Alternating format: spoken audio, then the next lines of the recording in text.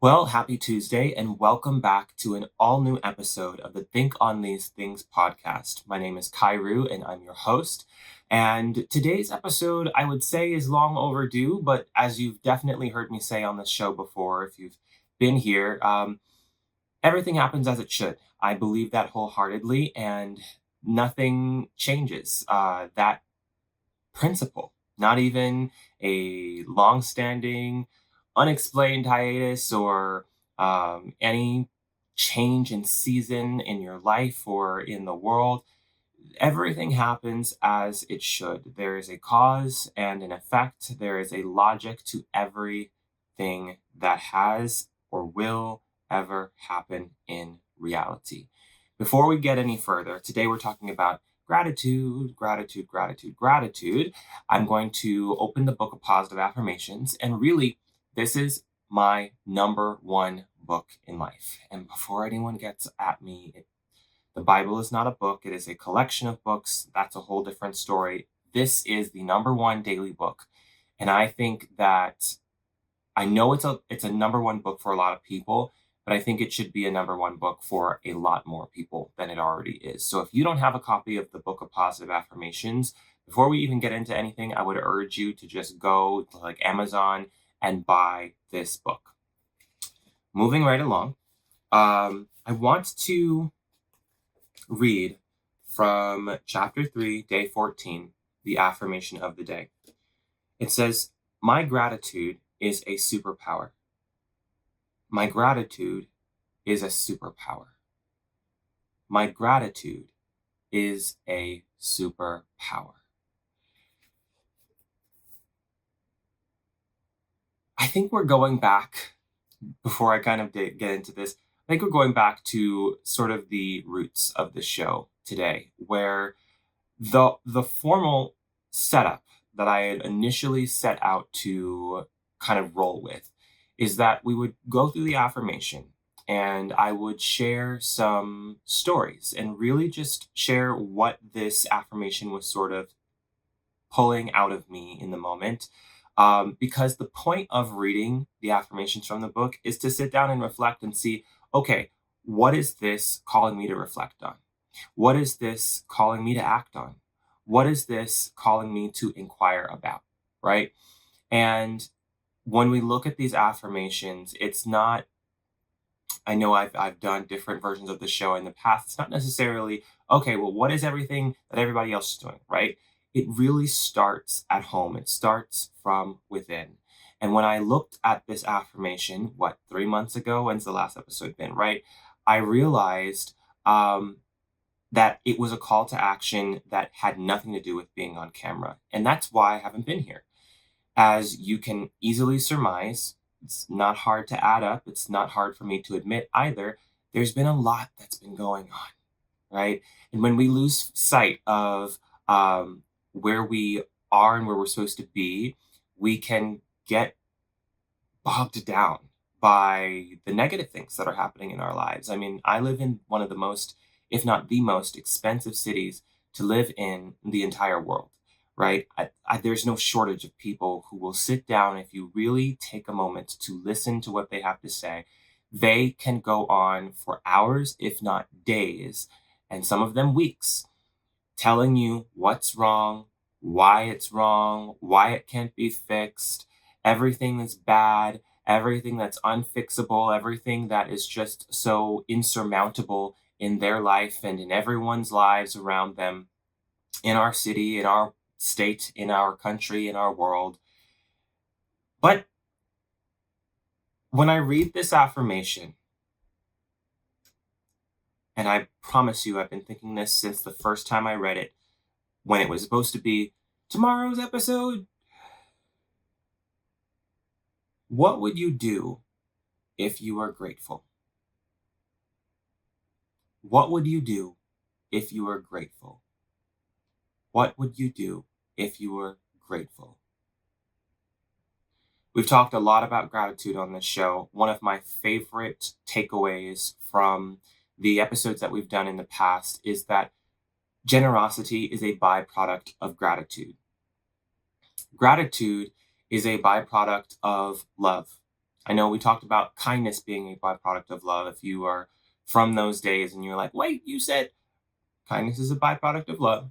Gratitude is also a byproduct of love. Love opens us up and invites us to explore. And that's how we come into knowledge, right?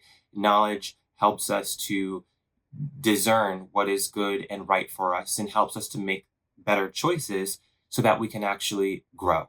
And that's how we get love, know, grow. But when we talk about gratitude, it is such an important thing. And I've talked about how it's important to start with gratitude. To wake up every morning and the first thing that you say is thank you is probably the greatest thing you could do for yourself, the greatest thing that anyone could do for themselves and for their loved ones, for the people around them. So it's imperative that we get back to a place where we prioritize gratitude, right? If we don't do that, then how are we going to put ourselves on the upward trajectory that we have been longing for?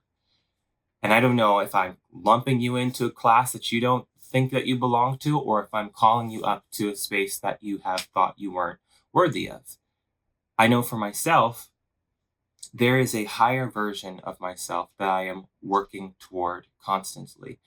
And if I'm not working toward that, then I'm not living the right life. I'm not doing the right things. I'm not surrounding myself with the right people. So when I talk about waking up every single morning and saying thank you, it's less of a religious call to action and more of a recalibration, a call to action for sure, but more about relationship with yourself, with God, with the world around you, with the people that are closest to you, and even those who are furthest away. When you reorient yourself, and the first thing that you think of and that you utter, that you choose to think on and speak on and act on is thank you. Take stock of how things begin to change. And if you are already in that place, more power to you. I wouldn't I wouldn't recommend starting any day any different. Because if any one of you are like me, you've been in that place where your first thought, your first words, your first actions were not thank you. And if they were, your second action was the antithesis of thank you, was the antithesis of thanks, was the opposite of gratitude. And that's where we begin to mess up. And that's where things begin to fall apart. When we start thinking about everything we can't do, everything that cannot be done, everything that cannot be fixed, everything that is out of our control, and we fixate on things that are out of our control, what would you do if you were grateful? I can look back on the last decade of my life and see the highs and the lows and definitively put them into categories. I can put into categories the days, the months, the years that were highs, the days, the months, the years that were lows. I can pinpoint what I was doing in this season or another. I can pinpoint what I was saying in one season or another. I can pinpoint who I surrounded myself with in one season or another. And I can very easily delineate gratitude, ingratitude. We hear it all the time that you're the sum total of the 5 people you spend the most of your time with.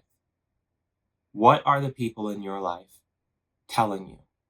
What are you telling to the people that you are closest to? Are you speaking life over them? Are they speaking life over you?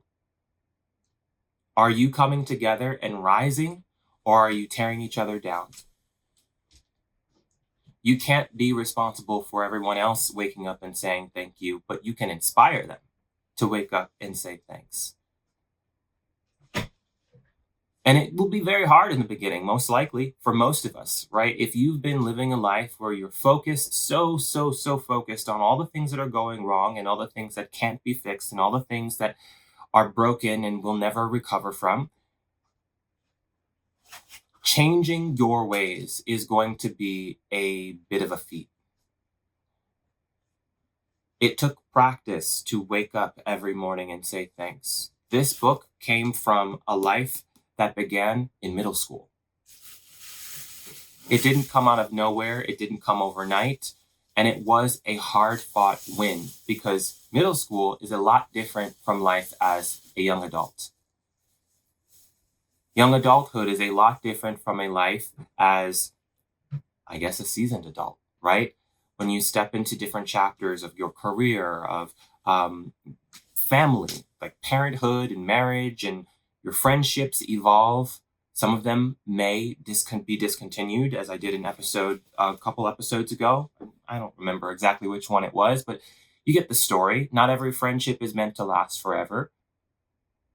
But when it does end, in a best case scenario, you're able to end it on a note of gratitude. The same goes for romantic relationships. The same goes for establishing boundaries in familial relationships. It is not imperative that the end of your relationships be tumultuous, that they be without amenability is not the word I'm looking for, but you should be able to amicably make decisions, to set boundaries, to enforce boundaries, to increase boundaries, and if need be, to discontinue relationships. It's not the end of the world if it's not working out. What would you do if you were grateful? I can look back on relationships that had run their course.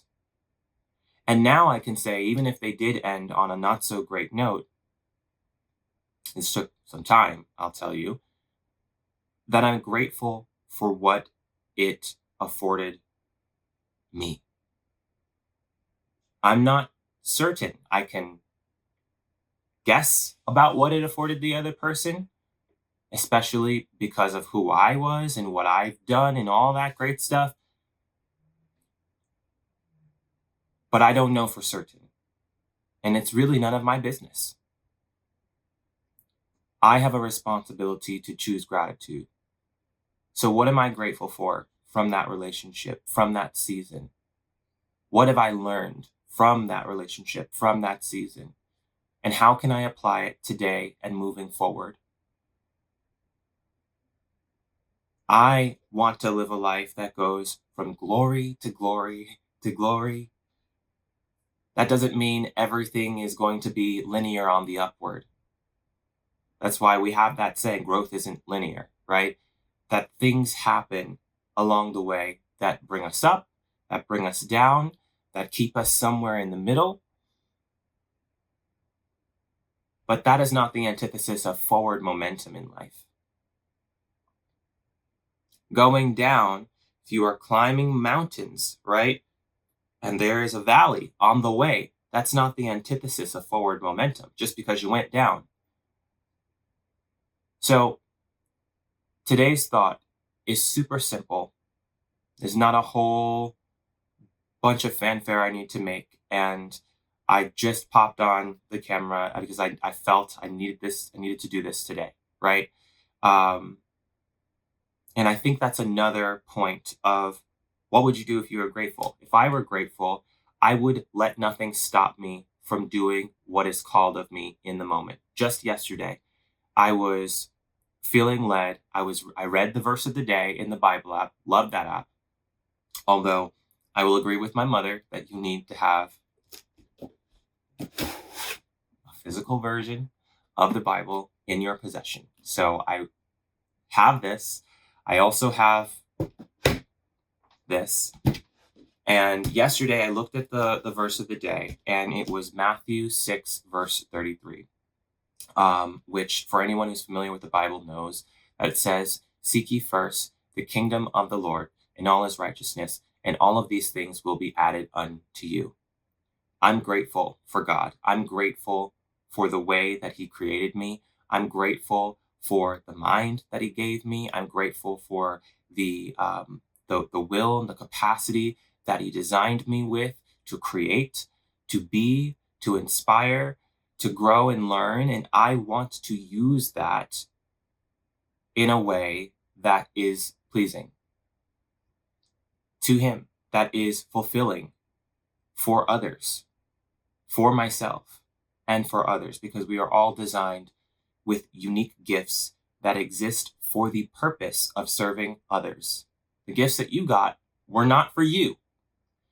The gifts that you got were for others. And that's whether you believe in God or not. It is ridiculous. I won't even entertain how stupid it is to believe that your gifts are just for you and that you should only live your life for yourself. If you were given gifts, a talent, an ability, it was designed within you so that you could serve others, because we are designed to thrive within the context of interpersonal relationships, which is another one of my favorite takeaways from this show that we've been doing for 3 years, on and off. Hopefully more on than off going forward. But I just wanted to sit down and share that today. The thing I was being pulled to do yesterday was to share a song that I had done, I don't know, like 5 or 6 years ago. It's called Matthew 6:33. And if I can find the file, I will actually put it up today. There's a long list of things going on today. So I might not have the time, but we're going to see. We're going to see. Gratitude gives you the capacity to seize the moment. Gratitude gives you the capacity to be present in the highs and in the lows. Gratitude gives you the capacity to stay committed to building long-term positive relationships with yourself and with the people in your world. It is a foolproof design. It is a tried and true tested tool that will never fail you if you choose to pick it up and wield it in every situation of your life. And I'm speaking to myself as I speak to you, that gratitude is your superpower. If there is no other superpower, it's not looking good, it's not smelling good, it's not singing good, it's not anything else but gratitude. That's where it starts. That's where it is born.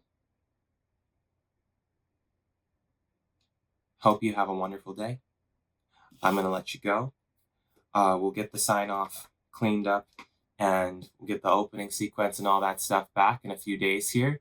But this is, I would call, a new chapter. We're still finishing. We haven't even finished the 3rd chapter of this book since the series started. But as we go along, we will understand in time why. I'm not worried about why it didn't happen. As I said at the beginning of the show, everything happens for a reason. I believe that. Everything happens as it should. And that's what I said earlier at the beginning of the show. And that's what I meant to repeat here. So again, if you don't have it, get the Book of Positive Affirmations. You can actually go to www.madeupmind.org and you can easily find a copy of the book there. It's available on Amazon. It'll just be easier to find. So go to www.madeupmind.org, get your copy of the Book of Positive Affirmations, and I'll see you on the next episode. Thank you. Peace.